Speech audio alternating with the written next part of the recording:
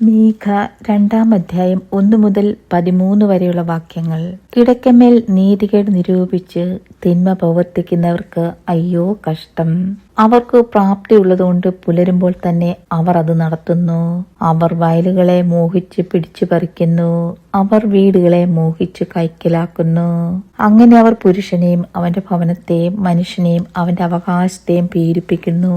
അതുകൊണ്ട് യഹോവ ഇപ്രകാരം അരുളിച്ചെയ്യുന്നു, ഞാൻ ഈ വംശത്തിന് നേരെ അനർത്ഥം നിരൂപിക്കുന്നു. അതിൽ നിന്ന് നിങ്ങൾ നിങ്ങളുടെ കഴുത്തുകളെ വിടുവിക്കില്ല, നിവർന്ന് നടക്കുകയുമില്ല.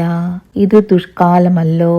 അന്നാളിൽ നിങ്ങളെക്കുറിച്ചൊരു പരിഹാസവാക്യം ചൊല്ലുകയും ഒരു വിലാപം വിലപിക്കുകയും ചെയ്തു. കഥ കഴിഞ്ഞു, നമുക്ക് പൂർണ്ണ സംഹാരം ഭവിച്ചിരിക്കുന്നു. അവൻ എന്റെ ജനത്തിന്റെ ഓഹരി മാറ്റിക്കളഞ്ഞു.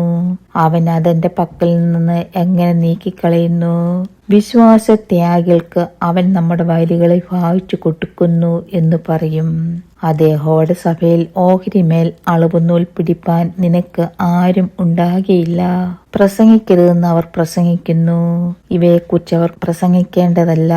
അവരുടെ ആക്ഷേപങ്ങൾ ഒരിക്കലും തീരുകയില്ല. യാക്കോബ് ഗൃഹമേ, ഇതെന്തൊരു വാക്കാകുന്നു! യഹോവ മുൻകോപിയോ? അങ്ങനെയോ അവന്റെ പ്രവൃത്തികൾ? നേരായി നടക്കുന്നവന് എന്റെ വചനങ്ങൾ ഗുണകരമല്ലയോ? മുമ്പേ തന്നെ എന്റെ ജനം ശത്രുവായി എഴുന്നേറ്റിരിക്കുന്നു. യുദ്ധവിമുഖന്മാരായി നിർഭയന്മാരായി കടന്നു പോകുന്നവരുടെ വസ്ത്രത്തിന്മേൽ നിന്ന് നിങ്ങൾ പുതപ്പ് വലിച്ചെടുക്കുന്നു. നിങ്ങൾ എന്റെ ജനത്തിന്റെ സ്ത്രീകളെ അവരുടെ സുഖകരമായ വീടുകളിൽ നിറക്കിക്കളയുന്നു. അവരുടെ പൈതങ്ങളോട് നിങ്ങൾ എന്റെ മഹത്വം സദാ കാലത്തേക്കും അപഹരിച്ചു കളയുന്നു. പുറപ്പെട്ടു പോകുവിൻ, നാശത്തിന് കഠിനനാശത്തിന് കാരണമായിരിക്കുന്ന മാലിന്യ നിമിത്തം ഇത് നിങ്ങൾക്ക് വിശ്രമ സ്ഥലമല്ല.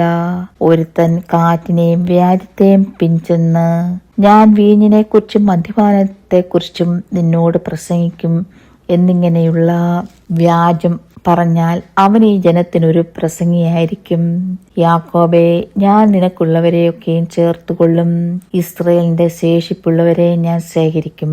തൊഴുത്തിലെ ആടുകളെ പോലെ, മേച്ചിൽപ്പുറത്തെ ആട്ടിൻകൂട്ടത്തെ പോലെ ഞാൻ അവരെ ഒരുമിച്ച് കൂട്ടും. ആൾപ്പെരുപ്പം ഹേതുവായി അവിടെ മുഴക്കം ഉണ്ടാകും. തകർക്കുന്നവൻ അവർക്ക് മുമ്പായി പുറപ്പെടുന്നു. അവർ തകർത്ത് ഗോപുരത്തിൽ കൂടി കടക്കുകയും പുറപ്പെടുകയും ചെയ്യും. അവരുടെ രാജാവ് അവർക്ക് മുമ്പായും യഹോവ അവരുടെ തലയ്ക്കിലും നടക്കും. ദൈവമേ, സ്തുതി നിനക്ക് യോഗ്യമാകുന്നു. ബാധിക്കുമോ?